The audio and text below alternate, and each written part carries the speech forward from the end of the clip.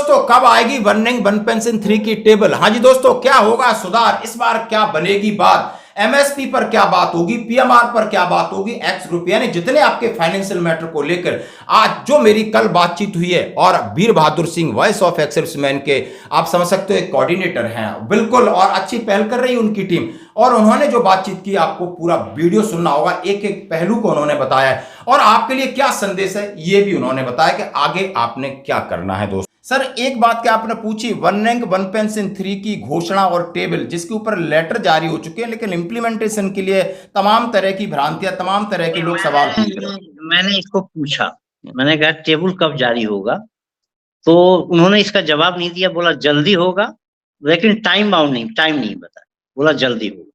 और जो हमारे मेमोरेंडम थे मेरे सामने ही उन्होंने ज्वाइंट सेक्रेटरी को नोटिंग लिखा, भैया इसकी गहन अध्ययन करिए और इसको हमारे सामने रखिए दोबारा। दोस्तों, वन रैंक वन पेंशन 3 की जो बात है, बहुत सारे कह रहे हैं 80%, 90% कोई नहीं देख रहा है। सीधा उस टेबल पर 20 अगस्त को आपको ये अपडेट मिलती है। आज समझ सकते हो 22 तारीख है कि टेबल तैयार हैं या नहीं तैयार हैं, लेकिन जल्दी ही आपको इसकी पब्लिश हो जाएंगी। जैसा कि डीएसडब्ल्यू ने पहले लेटर डाला था, तो आपके साथ इसमें आपको थोड़ी तसल्ली रखनी पड़ेगी। क्या उसमें आप सर उम्मीद कर सकते हो कि कुछ ऐसी एनोमली जो पॉलिसी को ज्यादा बदलने की जरूरत नहीं, जिस तरह आपने सजेस्ट किया है, तो आपको लग रहा है कि लोग ज्यादा उत्साहित हो रहे हैं, ज्यादा एक्साइटेड हैं कि इसमें कुछ पॉजिटिव चीज देखने को मिले? आप इसको किस नजरिए से एक चीज मैं और बता दूं आपके व्यूअर्स को कि हमारी मीटिंग बहुत टाइमली हुई, क्योंकि उनको गलत फीडबैक दिया जा रहा था। ये सेक्रेटरी नए आए हैं और ये हर स्टेशनों का दौरा कर रहे हैं। स्टेशन का दौरा जो कर रहे हैं उसमें डीजीआर ऑर्गेनाइज कर रहा है, डीजीआर इन्वॉल्व हो रहा है और स्थानीय सेना के अधिकारी इन्वॉल्व हो रहे हैं। उन्होंने कुछ जेसीओज को खड़ा करा के ये कहवा रहे हैं, ये मैं उनसी बातों से लग रहा है, क्योंकि मेरे को बताया कि नहीं जेसीओ तो खुश है, सब खुश हैं। मैंने कहा आप कैसे कर सकते खुश हैं?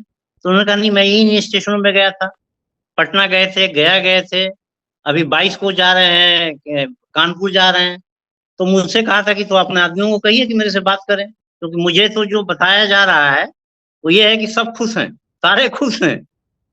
तो मैंने कहा नहीं, खुश नहीं है, आपको नहीं बता रहे होंगे, हम लोगों को बताते हैं, हमारी मीटिंगों में बताते हैं। हो सकता है आपको सिलेक्टेड लोगों से मिलवाया जा रहा हो।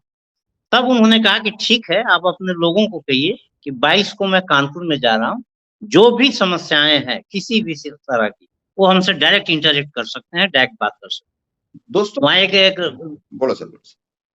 रोजगार मेला है वहां पे, उसमें वो जा रहे हैं 22 को। जी हाँ, आज बिल्कुल एयरफोर्स स्टेशन कानपुर में आज आप समझ सकते हैं जॉब फेयर है, रोजगार मेला। लेकिन दोस्तों एक बात आप व्यूअर्स हो तो जो ध्यान देने वाली बात है, जैसे हमारे फौज में ड्रिल होती है, हाँ भाई कोई प्रॉब्लम नहीं सर, सब ठीक है, नहीं सर, अब वो नहीं बोलना है। थोड़ा ये जो वीडियोस है आप उनको पढ़िए, सुनिए, आपको नहीं समझ में आता है और बिल्कुल आप हमसे बात कर सकते हो। सर का आपको ईमेल आईडी मिल जाएगा, नंबर मिल जाएगा, क्योंकि बात अवेयरनेस से मैंने स्टार्ट की। तो आपको अवेयरनेस ही, आपने को बोला भाई आपको आरओपी का लड्डू मिल गया, हाँ सर मिल गया, बहुत खुश हैं खुश हैं, एक फॉर्मल चीज होती है। लेकिन एक आईएएस, एक जो रक्षा सचिव है, वो आपकी इंटरेक्शन से आपकी तब समस्याएं जानना चाहता है, लेकिन वहां पे जो स्थानीय अधिकारी कुछ बोलना नहीं है, कुछ कहना नहीं है, ताकि उनके लिए एक प्रेशर हेडेक न हो जाए, मिसमैनेजमेंट का डर रहता है। आपने नहीं, आपने फौजी हो, फौजी तरीके से सही चीजें जैसे आपको जो डिस्कशन में आपको आ रहा है क्लियर करिए और सामने रखिए बेझिझक। फौजी हो, फौजी तरीका रखिए और फौजी बात को रखने का ढंग आना चाहिए।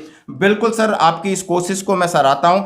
अब मैं बात करूंगा आपके साथ नॉन फाइनेंशियल इशू, जिसमें आपने हर एक पहलू, सबसे अच्छा पहलू जो मुझे लगा वो आपने डीजीआर की बात की। उसमें बोला कि अधिकारियों के लिए आपने एजेंसी की बात की, आपने बोला कोल ट्रांसपोर्टेशन का काम या और तमाम गैस एजेंसी की बात की, पेट्रोल पंप की बात की।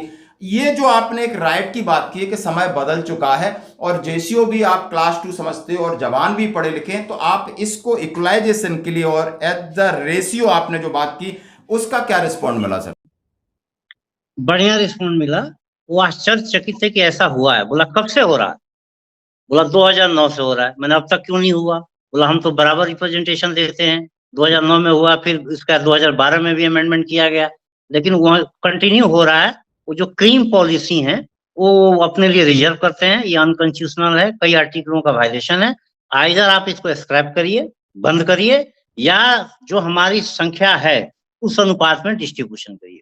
3% है अफसर, 3% ले जाए, और बाकी जो जिस रेशियो में, उस रेशियो में उनको व्यापार दिया जाए। तो इस पे उनको कहा था कि अभी तक बंद क्यों नहीं हुआ। मैंने कहा मैं कैसे बंद कर सकता हूँ, मेरे पास अधिकार तो, मैं तो रिप्रेजेंट ही कर सकता हूँ, रिप्रेजेंट कर रहा हूँ, पुनः आपसे कर रहा हूँ रिप्रेजेंटेशन। बिल्कुल दोस्तों, कहते हैं ना, जब सामना होता है तो कितना फर्क पड़ता है। यदि आप बेझिझक, मैं तो कहता हूं कि यदि आपकी बात यदि कोई और रख रहा है और वो है सेना का अधिकारी, तो वो कहां रखेगा और किस तरह रखेगा वो समझ सकते हो। और हमारी बात, हमारे रिप्रेजेंटेटिव, हमारे एक्स सर्विसमैन, वो जेसीयू हैं, जवान हैं, टेक्निकली साउंड हैं, अच्छी चीजें समझते हैं, वो अपनी बात रखेंगे तो कितना फर्क होता। यही काम इन्होंने किया। इन्होंने कहा है कि 2009 में आपने पॉलिसी चेंज की, लेकिन आपके पास जो प्रेजेंटेशन होंगी या पावर पॉइंट जाती होंगी, जो आपने देखा होगा, या पीछे जो भी आरक्षा सचिव रहे होंगे, यानी जो क्रीमी पॉलिसी है, जो मलाईदार महकमे हैं, दूसरी चीजें हैं, तो उनके अधिकार क्षेत्र में, हमारे अधिकार क्षेत्र में रेयरली है और मिनिमम है दोस्तों। और दूसरी बात एक कही कि सोल्जर बोर्ड अधिकारी अफसर ही क्यों, यदि उसके लिए कोई क्राइटेरिया है और उसमें कोई भी जवान फुलफिल करता है, चाहे वो आर्मी से, एयरफोर्स से, नेवी, किसी रैंक का हो, इसके ऊपर क्या रिस्पॉन्स था सर? अरे बहुत बढ़िया रिस्पॉन्स। मैंने कहा कि आर्टिकल 14, 15 और 16 का वायलेशन, आप इस वायलेशन करते हुए रूल कैसे फ्रेम कर सकते हैं। मैंने ये भी कहा कि आर्टिकल 309 का भी वायलेशन है, आपने पर्सनल सैंक्शन कहीं लिया ही नहीं, आर्बिट्रेटरी इलीगली आपने एक बर को रिजर्व कर दिया। तो इक्वल अपॉर्चुनिटी कहाँ दिया, इक्वल अपॉर्चुनिटी फॉर एम्प्लॉयमेंट है, प्रोविजंस हैं, 14, 15, 16 पढ़ लीजिए। उसमें उन्होंने कहा कि आप मुझे लिस्ट पुटअप करिए। मुझे उनकी बातों से ये लगा कि इन लोगों ने, अफसरों ने गलत फीडबैक दिया होगा, साहब ये तो पढ़े लिखे नहीं है, ये सक्षम नहीं है करने में। तो उन्होंने तुरंत मेरे से कहा कि मैं पॉलिसी बदल दूंगा, आप मुझे लिस्ट करो। और ये मैं आप सभी पुलिस सैनिकों से अपील करना चाहता हूँ, ये मील का पत्थर साबित होगा। जितने भी टैलेंटेड एक्स सर्विसमैन है, योग्य एक्स सर्विसमैन है, आप बाहर आए। अगर इसको हम लोगों ने सफल करा दिया, अपॉइंटमेंट करा दिया, तो बहुत चीजें आपके हाथ में आ जाएगी। ये इक्वलिटी की तरफ एक बहुत बड़ा कदम होगा। आप नीति निर्धारक, आप लोगों का कल्याण कर पाएंगे। जो आप फेस कर रहे हैं वो दूसरों के साथ नहीं करेंगे। तो ये तो हम लोगों ने शुरुआत कर रहे हैं। और मैं ये भी बता देता हूँ, उन्होंने मुझसे कहा है कि पॉलिसी बदलेंगे, अगर नहीं बदला तो मैं कोर्ट भी जाऊंगा, क्लियरली कोर्ट जाऊंगा। इसलिए जितने भी एक सर्विस में मेरी बात सुन रहे हैं, योग्य हैं, जहां जहां वैकेंसी निकल रही है सेक्रेटरी की, वहां भरिए और अपनी बायोडाटा मेरे को भेजिए। कम से कम 100 से कम बायोडाटा नहीं होना चाहिए। देश में बहुत जिले हैं, 100 कम से कम बायोडाटा भेजिए, ताकि मैं इमीडिएट सेक्रेटरी को दे सकूं कि ये हमारे योग्य एक सर्विसमैन है, डिजर्व करते हैं, डिजर्विंग लोग हैं। बहुत सारी बातें हुई, हम लोगों ने कहा उसके सामने, बोला हमारे लोग तो बहुत टैलेंटेड है, आईएएस आईपीएस भी हो गए हैं, ये सिर्फ हमें अपॉर्चुनिटी, हमें रोक दिया जाता है, बीइंग सर्विंग लोअर रैंक, ये हमारे साथ नहीं होना चाहिए। बोला नहीं होगा, आप मुझे लिस्ट भेजिए। दोस्तों, आपने बात सुना, क्या कहा इन्होंने? कहा है कि आर्टिकल का वायलेंस करके इक्वल अपॉर्चुनिटी को, जो हमारा अधिकार है, उससे हमें वंचित किया गया है। किस लिए?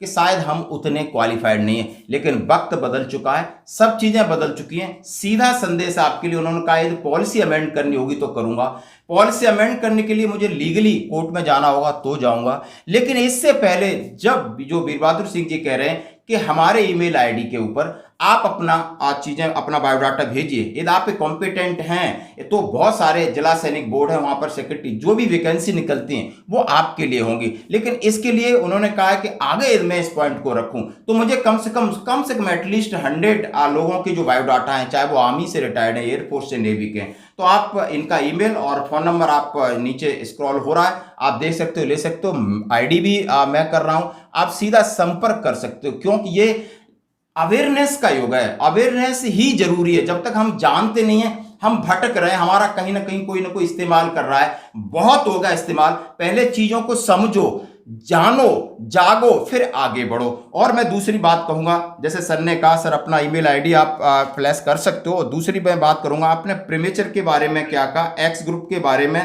कैंटीन, ईसीएचएस, बाद में मैं कम्यूटेशन के लिए आऊंगा। तो दोनों, क्योंकि प्रीमेचर वाले बहुत कॉल करते हैं।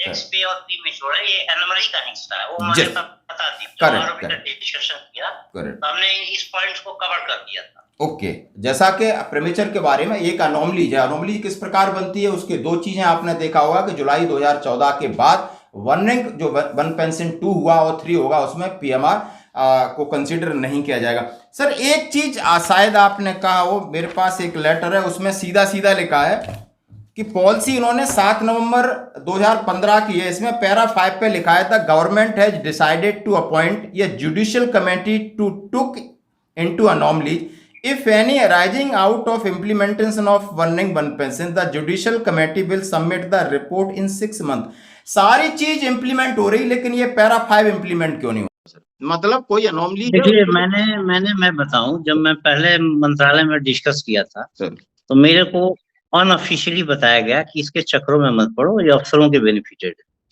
इसमें जो रिकमेंडेशन है। तो हमने इस पे स्ट्रेस नहीं दिया, क्योंकि मेरे को जो फीडबैक आया हुआ था उस आधार पे हमने कहा, इस पे उनकी तरफ से एक पॉइंट उठाया गया था कि जो एनोमली थी वो आर वन मैन कमीशन को दिया हुआ था, जो मैंने अपने एनोमली डिस्कस कर रहा था। उन्होंने कहा था कि रेडी कमीशन है वो बताएगा, वो जस्ट एक बात चली थी रेडी कमीशन की, लेकिन मैंने उस पर इसलिए जोर नहीं दिया कि मेरे को अभी जानकारी नहीं है कि उसमें है किसके लिए। ओके, जो मुझे फीडबैक मिला कि उसमें अफसर के लिए है, तो मैं क्यों क्वेश्चन रेज करूं। अभी एक कम्यूटेशन का आपने एक मुद्दा बताया था। जी, मैंने कहा कि जो जनरल जिसपे अफेक्टेड ज्यादा लोग हैं, आप उस पे जनरल ऑर्डर इशू करिए। मैंने कहा हाईकोर्ट चंडीगढ़ का ऑर्डर है, स्टेट गवर्नमेंटों ने वहां के इशू कर दिया है कि 11 साल 5 महीने के बाद जो रिकवरी है कम्यूटेशन की वो स्टॉप हो जाएगी।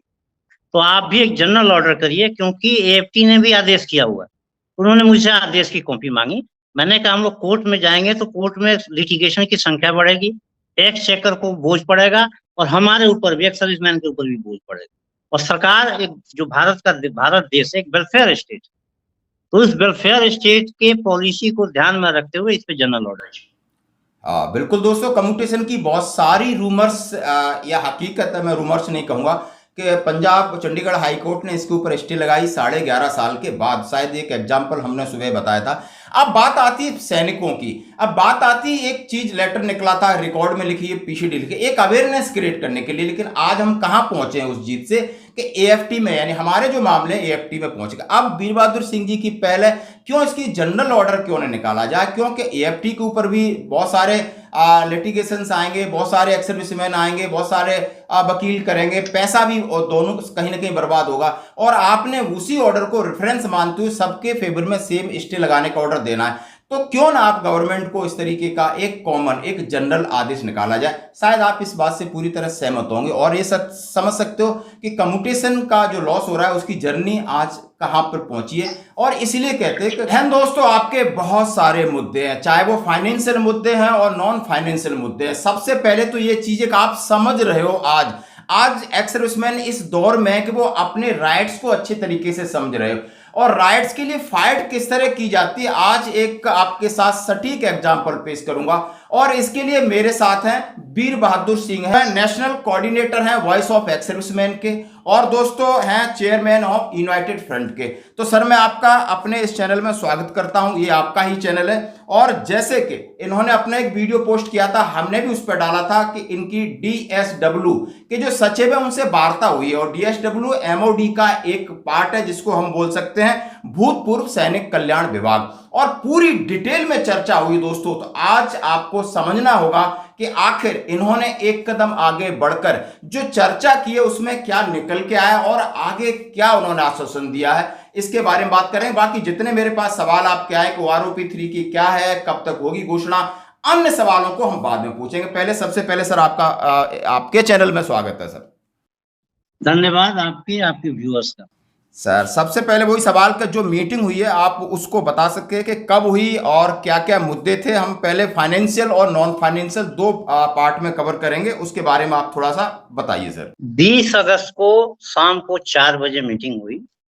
उससे पहले ये मीटिंग नियुक्त हो रही 14 अगस्त को, लेकिन नेक्स्ट दिन 15 अगस्त था, मेरी इंगेजमेंट थी कई जगह, 2-3 जगह मेरे को भी जाना था, तो हमने कहा था इसको थोड़ा आगे बढ़ा दीजिए। तो 20 अगस्त को शाम 4 बजे बैठक।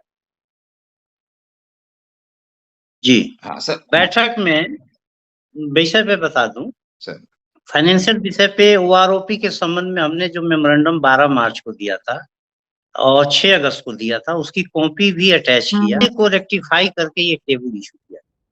जो मेन एनोमली थी, समझने की जरूरत है। जैसे जो डायरेक्ट एंट्री वाले हैं, कोर्ट केसेस से पैसे ले रहे हैं, मतलब जो हायर पेंशन ले रहे हैं, उनको इन लोगों ने कैलकुलेशन से एक्सक्लूड किया हुआ। मैंने कहा उनको एक्सक्लूड करिए। दूसरा, हमने कहा कि जैसे फ्लाई डाटा उनके पास 17 साल का है, 21 साल का नहीं है, तो ये 17 साल वाले को ही 21 साल 22 साल एक्सटेंड कर देते हैं, और 22 का है 17 का नहीं है तो 3% के हिसाब से रिड्यूस कर देते हैं। जिसका लाइव डाटा नहीं है उसको लोअर रैंक से प्रोटेक्ट कर देते हैं। तो ये सब चीज जो कर रहे हैं, मैंने कहा ये लीगल है, बहुत सारी चीजें हैं, इसको आप ना करिए। हमारी जो इंटाइटलमेंट है उसको कट करने का नया नया तरीका अडॉप्ट ना करके आप फेयर इसका टेबल बनाइए। मैंने फिर कहा कि 7 सीपीजी के उससे ने जो मिनिमम गारंटी पेंशन का कंसेप्ट था, उसमें हमें वो खत्म कर दिया। उसके बाद मैक्सिमम पे फिक्सेशन था, वो खत्म हुआ। लिटरल इंडक्शन आपने दिया नहीं, तो आपने हमारी प्रिविलेजेस को कट किया और आपने एवरेज पे कर दिया। तो उसको कंपनसेट करने के लिए कम से कम मैक्स पे जो गया है उसको उसको आधार बना के इस बार टेबल जारी की। बहुत अच्छी बात है। जैसा, हाँ सर, मैं व्यूअर्स को बताना चाहता हूं, जैसे सर ने कहा है कि पॉलिसी हम बदलने की बात नहीं कर, अभी उन्होंने जो तथ्य रखे कि किस वजह से पेंशन ओआरओपी 2 में कम हुई है, तो उन्होंने बोला कि ये चीजें आपको कंसीडर करनी पड़ेंगी। उन्होंने जैसा सीधा सीधा कहा है कि चलो बात हुई थी मैक्सिमम की, वो आपने लिया, एवरेजिंग लिया, और बोला कि कुछ हमारे जो फेवर में फिगर होते हैं, डायरेक्ट एंट्री के फिगर हैं, या जो उन्होंने लाइव डाटा की बात कही है, उन्होंने उसको लोअर लेवल पे फिक्स किया है। तमाम ऐसे टेक्निकल पहलू हैं, यदि सामने टेबल पे वार्ता हो तो आप समझा सकते हो, और यही कोशिश किया है वीर बहादुर साहब ने। हाँ सर, आगे। मैंने एमएससीपी के बारे में कहा कि जो एमएससीपी हौलदार ले रहे हैं उनको सब्सटेंटिव रैंक तो उनका सिपाही है, तो उनको कैलकुलेशन में हौलदार में उनको सही में ले जाइए, सब्सटेंटिव रैंक में काउंट करिए।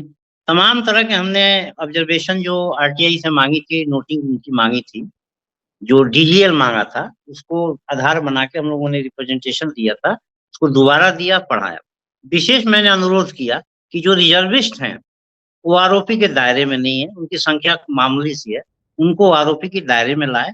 इस पे इन्होंने कहा कि आपने मेमोरेंडम दिया है क्या इसका? मैंने मेमोरेंडम दिया है, पहले दिया हुआ। वो मेमोरेंडम को चेक किया, उसमें उनको मिला, फिर उन्होंने कहा कि कंसीडर करेंगे। तो ये तो आरोपी से संबंध हो गई। बाकी हमने एमएसपी की भी बात की है, डिसेबिलिटी की भी बात की है। एमएसपी के बात के ऊपर, डिसेबिलिटी के बात के ऊपर, नॉन फाइनेंशियल मुद्दे के बात के ऊपर उन्होंने कहा कि अगली बैठक जो है, क्योंकि कई चीजें ऐसी है जिसमें मैं निर्णय नहीं ले सकता, रक्षा मंत्री जी निर्णय लेंगे, सीडीएस लेंगे, तो ज्वाइंट बैठक होगी, इसमें रक्षा मंत्री जी रहेंगे, आपकी संगठन रहेगा, हम रहेंगे, और सीडीएस भी मोस्ट प्रोबेबली रहेगा। बहुत अच्छी बात है। हाँ सर, एक मिनट, जैसे कि उन्होंने आश्वासन दिया है कि बिल्कुल सारे मुद्दे रखा, उन्होंने कहा है कि नहीं बहुत सारे मुद्दे हमने आपके सुन लिए हैं, और लेकिन इसके लिए हम फर्दर मीटिंग बिल्कुल प्रॉमिस किया है। एक सेक्रेटरी आप समझ सकते हो आईएएस लेवल के अधिकारी हैं, और जो कि उन्हीं के जिनका काम है कि पॉलिसी बनाना लगभग, और पॉलिसी को एग्जीक्यूट कराना, और सीधा सीधा उसके संबंधित जितनी अनोमलीज हैं उन्होंने, जैसे आप बात किया मैंने फाइनेंशियल की, और फाइनेंस के लिए उन्होंने एमएससीपी का भी जिक्र किया, फाइनेंशियल में उन्होंने मिलिट्री सर्विस पे का भी जिक्र किया, रिजर्विस्ट के लिए स्पेशल एम्फेसाइज किया कि नहीं, उनको भी, बहुत कम लोग हैं, उन्हें वन रैंक वन पेंशन के दायरे में लाना चाहिए ताकि उनका हर 5 साल बाद उनका रिवीजन हो सके। और सर, आपके साथ कौन कौन थे, और उनके जो सामने सेक्रेटरी लेवल पे कौन कौन अधिकारी थे? देखिए, वहां पे क्योंकि सीटिंग की चेयर लिमिटेड है, तो मुझसे कहा गया था कि मात्र 4 आदमी लेके आना, इससे ज्यादा नहीं। मैं थे, हमारे legal adviser, legal head vice president आपके राजीव बहल जी थे, राम सिंह जी थे, और अशोक ठाकुर थे। हम लोग 4 लोग थे। उनकी तरफ से सेक्रेटरी थे और ज्वाइंट सेक्रेटरी थे, जो भी दोनों आईएएस।